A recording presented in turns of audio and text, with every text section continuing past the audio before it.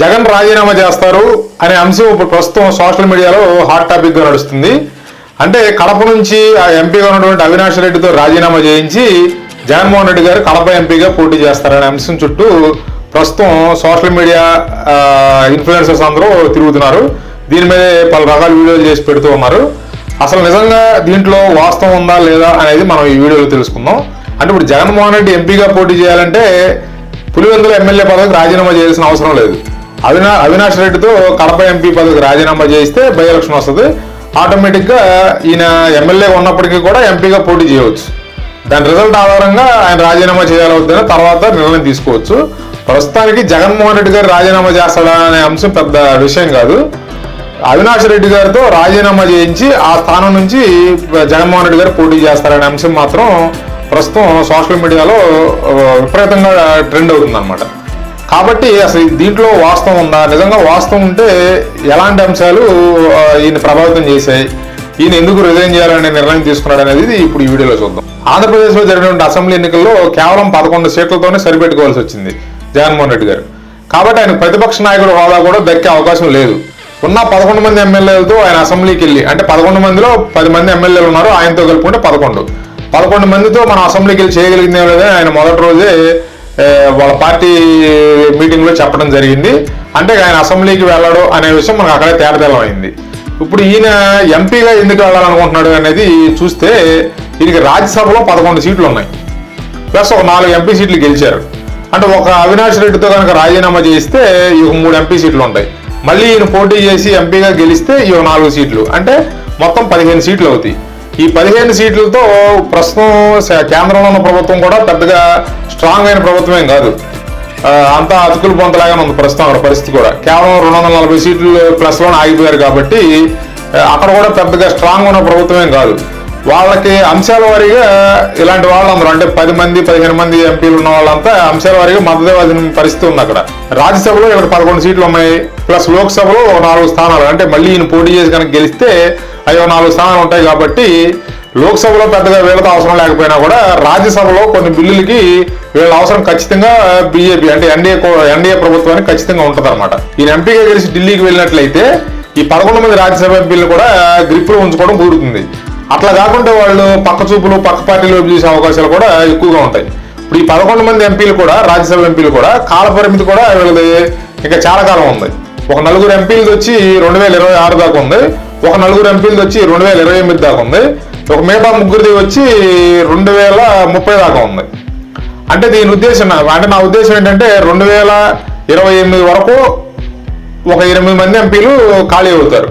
అంటే ఈయన ఈ ఢిల్లీకి కనుక వెళ్ళినట్లయితే ఈ 11 మంది ఎంపీలతో, అంటే ఉన్న 4 15 మంది ఎంపీలతో 2028 దాకా కొంత ఈయన అక్కడ గేమ్ ప్లే చేయొచ్చు. రాజకీయంగా అక్కడ డెసిషన్లు తీసుకోవచ్చు.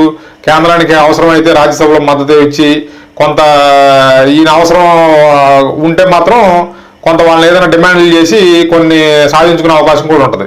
ప్రస్తుతం ఈయన రాష్ట్రానికి తీసుకొచ్చే డిమాండ్లు అంటే ఉండవు. ఇప్పుడు ప్రస్తుతం జగన్మోహన్ రెడ్డి గారు చేసే డిమాండ్లు ఏంటంటే, ఇప్పుడు ఆయన మీద ఉన్న కేసులన్నీ ఖచ్చితంగా తిరగదోడతారు. ఇప్పుడు అన్ని హీరింగ్ మళ్ళీ విచారణ స్టార్ట్ అవుతాయి. విచారణ స్టార్ట్ అయినప్పుడు ఏమవుతుందంటే ఒక్కొక్కసారి అరెస్ట్ అవ్వాల్సిన పరిస్థితి వస్తుంది, కొన్ని బెయిల్ రద్దు అయ్యే అవకాశాలు ఉంటాయి. ఇట్లా అంశాల వారీగా అప్పుడున్న పరిస్థితులను బట్టి ఈ చేతిలో ఉన్న ఎంపీలు 11 మంది ఎంపీలు రాజ్యసభ ఉంటారు. కాబట్టి వీళ్ళని ప్రయోగించి కొంచెం అక్కడ వాళ్ళ అవసరాలకు తగ్గట్లుగా వాళ్ళకు ఉపయోగపడేలాగా చేసి కొంత వాళ్ళ మెప్పు పొంది, అంటే ఎన్డీఏ కూటమి మెప్పు పొంది ఈయన కొంత అంటే ఎన్డీఏ కూటమి అంటే ప్రధాన భాగస్వామైనటువంటి బీజేపీ మెప్పు పొంది కొంత లబ్ధి పొందొచ్చు అని ఆలోచిస్తూ ఉండొచ్చు. ఆ ఉద్దేశంతో నేను రాజీనామా చేసి ఎంపీకి వెళ్దాం, కేంద్రానికి వెళ్దాం అనే ఉద్దేశంతో ఉండొచ్చు. లేకపోతే కొన్ని లోక్సభలో కానీ రాజ్యసభలో కొన్ని కమిటీలు ఉంటాయి, ఆ కమిటీలకి చైర్మన్ పదవులు కూడా దక్కే అవకాశం ఉంటుంది. అట్లా ఆ విధంగా ఏదైనా పదవి వస్తే కొంత ఈయనకి పలుకుబడి పెరిగే అవకాశం ఉంటుంది. కాబట్టి ఈయనకు ప్రతిపక్ష హోదా ఇవ్వకపోతే ఈయన సాధారణ ఎమ్మెల్యేగానే ఉంటారు. ఇప్పుడు ఈయన మీద ఉన్నటువంటి ఈడీ కేసులు, సిబిఐ కేసులు ఇవన్నీ ఏంటంటే ఈయన ఎమ్మెల్యేగా ఉంటే పెద్ద ఈయనకేమి ఫోర్స్ ఉండదు. వాళ్ళని కొంచెం నిలువరించాలన్నా ఇప్పుడు వాళ్ళు ప్రతిదానికి ఎంక్వైరీకి పిలుస్తారు, ప్రతిదానికి విచారణ అంటారు, కోర్టులో హీరింగ్ అంటారు, రకరకాల వాళ్ళు ఏ చెప్పినా కూడా ఈయన ఖచ్చితంగా అన్నిటికీ తలవపి వాళ్ళ ముందుకెళ్ళి ఉంచవలసిన పరిస్థితి ఉంటుంది. అదే కొంత ఎంపీగా ఉన్నారనుకోండి, కొన్ని కేంద్రంలో సంబంధాలు కలిగి ఉంటారు, అప్పుడు ఏంటంటే కొంత మేనేజ్ చేసుకుని కొంత వాళ్ళని నిలువరించడానికి అవకాశం ఉంటుంది. అంటే ఈడీ అధికారులను కానీ సిబిఐ అధికారులను కానీ ఎమ్మెల్యేగా నిలువరించిన దానికిను ఎంపీగా కొంత ప్రభావం చూపించడానికి ఎక్కువ అవకాశం ఉంటుంది. కాబట్టి ఈయన అటువైపు మొగ్గు చూపుతున్నాడు అనేది నా భావన. సరే, ఇప్పుడు ఈయన ఎంత ఆలోచించి మనకి కేసులు అన్ని మెడగుట్టుకునేలాగా ఉన్నాయి కాబట్టి మనం ఎంపీగా ఉంటే కొంత మనకు బెనిఫిట్ అవుతుందని ఆలోచించి ఆ నిర్ణయం తీసుకున్నాడు అనుకున్నాం. కానీ ఇక్కడ కడప ప్రజలు మరి ఎంపీగా గెలిపించాలి కదా దీన్ని. మళ్ళీ ఇప్పుడు గెలిపించి ఎంపీ చేస్తే కదా ఇవన్నీ. కడప ప్రజలు కనుక కొంత డిఫరెంట్గా ఆలోచించి ఒకవేళ ఆయన గెలిపించలేదు అనుకోండి, మొత్తానికి మోసం వస్తుంది. అప్పుడేమవుతుందంటే ఉన్నదే పోయే ఉంచుకున్నదే పోయే అన్నట్లుగా తయారవుద్ది ఆయన సొంతం. అప్పుడేమవుతుంది, ఎమ్మెల్యేగా ఉంటాడు. అంటే అప్పుడు రాజీనామా చేయడు కాబట్టి పులివెందులకు ఎమ్మెల్యేగా ఉంటాడు. ఎమ్మెల్యే అంటే ఎంపీగా కడప ఎంపీగా గెలిస్తే అప్పుడు ఎమ్మెల్యేగా రాజీనామా చేయాల్సిన పరిస్థితి ఏర్పడుతుంది. అప్పుడు పులివెందుల బై ఎలక్షన్ గురించి ఆలోచించాలి. కాబట్టి ఇప్పుడు ముందే ఆయన కూడా ఎమ్మెల్యేగా కూడా రాజీనామా చేసేసి అక్కడ అవినాష్ రెడ్డితో రాజీనామా చేయించి రెండింటికి బై ఎలక్షన్ ఒకేసారి వచ్చేలాగా అట్లా ఏం ప్లాన్ చేయరు. నాకు తెలిసి అయితే కొంత లాజికల్గా ఆలోచించే వాళ్ళు అయితే మాత్రం ముందు అవినాష్ రెడ్డితో ఎంపీగా రాజీనామా చేయిస్తారు. చేసిన తర్వాత ఈయన ఎంపీగా పోటీ చేసి అక్కడ వచ్చే రిజల్ట్ ఆధారంగా, అంటే ఆయన ఎంపీగా గెలిస్తే అప్పుడు పులివెందుల నుంచి ఎమ్మెల్యేగా రాజీనామా చేసి అక్కడి నుంచి మళ్ళీ ఎవరో ఒకరు నిలబెట్టడం, వాళ్ళ కుటుంబ సభ్యులను నిలబెట్టడం, సంథింగ్ ఏదో నిర్ణయం తీసుకుంటారు. ఒకవేళ కడప ప్రజలు కనుక తిరస్కరించారు అనుకోండి ఎంపీగా, ఈయన పరిస్థితి ఏంటంటే మొదటికే మోసం వస్తుంది. కాబట్టి మరి ఈ రాజీనామా నిర్ణయం అనేది జస్ట్ వాళ్ళు సోషల్ మీడియాకి ఏదో లీక్ ఇచ్చి అసలు ప్రజల్లో స్పందన ఎట్లా ఉంటుందని చూడటం కోసం ఇచ్చారా, లేకపోతే నిజంగానే ఆయన రాజీనామా చేస్తున్నాడా? ఇప్పుడు రేపు రాజశేఖర రెడ్డి గారి జయంతి, రేపు జూలై 8, ఆ జయంతి కార్యక్రమంలోనే ఆయన ఏదో నిర్ణయం తీసుకుంటారు. కడపలోనే పులివెందుల్లో ఉంటారు కాబట్టి ఆ సందర్భంలో అక్కడే ఏదో నిర్ణయం తీసుకుంటారు. నిర్ణయం తీసుకుని ప్రకటిస్తారంటున్నారు కొంతమంది. లేదు, నిర్ణయం తీసుకుని తర్వాత పరిస్థితులను బట్టి కొంత ఏదైనా డెసిషన్ తీసుకున్నప్పుడు, అంటే ప్రభుత్వం చంద్రబాబు నాయుడు గారి ప్రభుత్వం కానీ ఇక్కడ ఎన్డీఏ ప్రభుత్వం ఏదన్నా ఒక ఇష్యూ మీద ఏదైనా డెసిషన్ తీసుకున్నప్పుడు దాన్ని వ్యతిరేకిస్తున్నట్టు, దానివల్లే మేము ఇట్లా వెళ్తున్నట్టుగా కొంతకాలం తర్వాత అప్పుడు నిర్ణయం ప్రకటిస్తారని కొంతమంది అంటున్నారు. కొంతమంది చర్చ ఏంటంటే రేపే రాజశేఖర రెడ్డి గారి జయంతి రోజే ఈ నిర్ణయం ప్రకటిస్తారని కొంతమంది అంటున్నారు. మనకి రేపు జూలై 8న ఆయన నిర్ణయం ప్రకటిస్తారు లేదని జూలై 8వ తారీఖు తెలుస్తుంది. ఒకవేళ ఆ రోజు కనుక నిర్ణయం తీసుకుని నిర్ణయాన్ని బయటికి ప్రజలకు చెప్పుకోకుండా ఉన్నా తొందరలోనే నిర్ణయం తీసుకుని ఆయన ఎంపీకి వెళ్ళే అవకాశాలు ఎక్కువగా ఉన్నాయి అంటున్నారు. కడప ప్రజలు జగన్మోహన్ రెడ్డి గారిని గెలిపిస్తారా లేదా అనేది ఒక డౌట్. ఎందుకంటే ఇప్పుడు రాష్ట్ర వ్యాప్తంగా కూటమి మొత్తం భారీ విజయాన్ని నమోదు చేసింది. కొంత ప్రజలు ఓటు వేయక ముందు మన జగన్మోహన్ రెడ్డి ఆలోచించినప్పటికీ ఇవి వచ్చిన ఫలితాలు చూసిన తర్వాత వాళ్ళలో కూడా ఒక అంతర్మదనం మొదలై ఉంటుంది. అంటే రాష్ట్ర వ్యాప్తంగా ఇంత వ్యతిరేకత ఉంది, మనోడు మన సంబంధించిన మన ప్రాంతానికి సంబంధించిన నాయకుడు అని చెప్పి మనం ఓటు వేయడం జరిగింది. కానీ ఇంత వ్యతిరేకత ఉంది రాష్ట్ర వ్యాప్తంగా అనే అంతర్మదనం వాళ్ళు రిజల్ట్ చూసిన తర్వాత ఖచ్చితంగా అనుకుంటారు ఓటరు. కాబట్టి ఇప్పుడు రిజైన్ చేస్తే దాని ఎఫెక్ట్, ఇప్పుడు ఆలోచన ఎఫెక్ట్ ఖచ్చితంగా దీని మీద పడే అవకాశం ఉంటుంది. మళ్ళీ వాళ్ళ నిర్ణయాన్ని మార్చుకుని మళ్ళీ ఒకవేళ వ్యతిరేకంగా ఓటు చేశారు అనుకోండి, అప్పుడు ఈయనకి ఇబ్బందికర పరిస్థితి ఏర్పడే అవకాశం ఉంటుంది. ఒకసారి కనుక ఈయన కడప ఎంపీగా పోటీ చేద్దామని ప్రయత్నం చేస్తే ఆయన ఖచ్చితంగా గెలిచి తీరాలి. ఒకవేళ గెలవకుండా ఏమన్నా తేడాపడా జరిగితే మాత్రం, ఎందుకంటే ఇప్పుడు ఎన్డీఏ కూటమి చాలా స్ట్రాంగ్గా ఉంది. ఇన్ని 164 సీట్లతో ఉంది. ప్లస్ రాయలసీమలో కూడా తెలుగుదేశం పార్టీకి మంచి సీట్లు, ఎక్కువ సీట్లు గెలుపొందింది ఈసారి. అలాంటప్పుడు అక్కడ కడప మీద దృష్టి పెడతారు ఖచ్చితంగా. ఒకవేళ జగన్మోహన్ రెడ్డి గారు కడప నుంచి అంతా మనోళ్లే, నాకు లోకల్ ఫీలింగ్ ఉంటుంది, నన్ను ఖచ్చితంగా ఓన్ చేసుకుంటారని ఆయన భావించినా కూడా ఈ ప్రభుత్వం మరి ఖచ్చితంగా ఆయన ఓడించడానికి ప్రయత్నం చేస్తుంది. మరి షర్మిల గారి ఫ్యాక్టర్ ఉంటుంది, మళ్ళీ షర్మిల గారు మళ్ళీ పోటీ చేస్తారా లేదని చూడాలి. ఇట్లా చాలా రకాలుగా పరిస్థితులు మారిపోయే అవకాశాలు ఉంటాయి.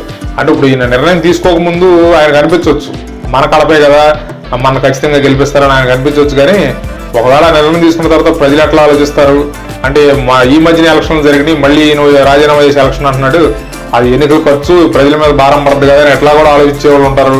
కొంతమంది ఏంటంటే రాష్ట్ర వ్యాప్తంగా ఈయనకి ఎంత వ్యతిరేకత ఉన్నా కూడా మనం ఓట్లు వేసి గెలిపిస్తే మళ్ళీ ఈయన రిజైన్ చేసి మళ్ళీ ఎలక్షన్కి వచ్చాడని ఆలోచించే వాళ్ళు ఉంటారు. ఇట్లా పరిస్థితులు ఇప్పుడు ఆయన నిర్ణయం తీసుకున్న తర్వాత ప్రజలు ఏమనుకుంటున్నారు అనే దాని మీద కూడా ఆధారపడి ఉంటుంది ఆయన గెలుస్తాడో లేదా అనేది. కాబట్టి ఆయన నిర్ణయం తీసుకునే ముందు జనరల్గా ఏంటంటే ఏ రాజకీయ నాయకుడు కూడా ఇప్పుడున్న ఇలాంటి పరిస్థితుల్లో, ఇప్పుడు ప్రస్తుతం ఉన్న పరిస్థితుల్లో ఇలాంటి నిర్ణయం తీసుకోవడం మాత్రం సాహసం అనే చెప్పాలి. కానీ జగన్మోహన్ రెడ్డి గారు ప్రజాభిష్టానికి అనుగుణంగా నిర్ణయాలు తీసుకుంటారని అనుకోవడం మన పొరపాటే. ఎందుకంటే ప్రజలు అనుకునేది వేరు, ఆయన చేసేది వేరు. అంటే గత 5 సంవత్సరాల నుంచి చూసాము. కాబట్టి ఇప్పుడు రిజల్ట్ వచ్చిన తర్వాత కూడా ఆయన ప్రకటనలో అవన్నీ చూస్తుంటే ఈవీఎంలు అన్నారు కొన్ని రోజులు, తర్వాత ఏమో మోసపూరిత హామీలు వాళ్ళు గెలిచారు అంటున్నారు కొన్ని రోజులు. ఇప్పుడు ఈవీఎంలు కనుక ట్యాంపరింగ్ చేయడానికి అవకాశం ఉందనుకోండి, ఈవీఎంలు హ్యాకింగ్ చేయడానికి అవకాశం ఉందనుకోండి, ఇప్పుడు ఆయన కడప ఎంపీగా మళ్ళీ పోటీ చేస్తే గెలవడు కదా. ఇక్కడ ఒక విషయం ఆలోచించాలి మనం. ఇప్పుడు అవినాష్ రెడ్డి గారు రాజీనామా చేయాలి. ఇప్పుడు అవినాష్ రెడ్డి రాజీనామా చేయాలంటే ఇప్పుడు జగన్మోహన్ రెడ్డి గారు కోరంగానే ఆయన రాజీనామా చేస్తాడా లేదా అనేది కూడా ఒక డౌట్ ఉంది. కానీ అవినాష్ రెడ్డి గారు పెద్దగా అబ్జెక్షన్ పెడతాడని మనం అనుకోవాల్సిన అవసరం లేదు. ఎందుకంటే ఇప్పుడు ఆయన ఎంపీగా ఉండి కడపకి ఎంపీగా ఉన్నంత మాత్రాన ఆయన చేయగలిగింది ఏం లేదు. అదే జగన్మోహన్ రెడ్డి గారు అయితే ఒక పార్టీకి లీడర్ కాబట్టి ఈయన ఎంపీగా ఢిల్లీ అయితే కొంత ఏదో చక్రం నింపడానికి అవకాశాలు ఉంటాయి, అక్కడ కొంచెం మేనేజ్ చేయడానికి అవకాశాలు ఉంటాయి. కాబట్టి అవినాష్ రెడ్డి మీద కూడా సిబిఐ కేసులు ఏమైనా ఉన్నాయి కాబట్టి కొంత ఒప్పుకునే అవకాశాలు ఎక్కువగా ఉన్నాయి. 99% ఈయన జగన్మోహన్ రెడ్డి గారు రాజీనామా చేయమంటే ఆయన ఖచ్చితంగా రాజీనామా చేస్తాడు, దాంట్లో ఎటువంటి డౌట్ పడాల్సిన అవసరం లేదు. కాకపోతే ఏంటంటే మళ్ళీ ఈయన జగన్మోహన్ రెడ్డి గారు గెలుస్తాడా లేదా అనేది ఇప్పుడు ప్రధాన సమస్య. అది ఏంటనేది ఆయన ఒకసారి చూసుకుని ముందడు వేస్తే బాగుంటది. కాబట్టి ఈయన డెసిషన్ అనేది ఓన్లీ ఆయన ఒక్కటి తీసుకుంటే ఆయన పార్టీ ఆయన మీద పడుతుంది. ఆయన మొత్తం టోటల్ గా వైఎస్ఆర్సీపీ పార్టీ మీద పడుతుంది, ఆ పార్టీని నమ్ముకున్న నాయకుల మీద పడుతుంది, కార్యకర్తలు, లీడర్స్ మొత్తం వ్యవస్థ అంతా దెబ్బతినిపోయే ప్రమాదం ఉంటుంది. ఆయన కనుక కడప ఎంపీగా పోటీ చేసి ఓడిపోవడం వంటివి జరిగితే ఇక టోటల్ గా ఆంధ్రప్రదేశ్ లో వైఎస్ఆర్సీపీ పార్టీని మర్చిపోవచ్చు. దాని ప్రభావం ఖచ్చితంగా నాయకుల మీద పడుతుంది, కార్యకర్తల మీద పడుతుంది, చిన్న స్థాయి నాయకుల మీద పడుతుంది. మొత్తం కూడా వాళ్ళు వేరే పార్టీల వైపు వెళ్ళిపోయే ప్రమాదం అయితే ఖచ్చితంగా ఉంటుంది. కాబట్టి ఈ విషయంలో ఎలాంటి నిర్ణయం తీసుకుంటారనేది వేచి చూద్దాం. రాబోయే రోజుల్లో మనకు క్లారిటీ రావచ్చు. Thanks for watching.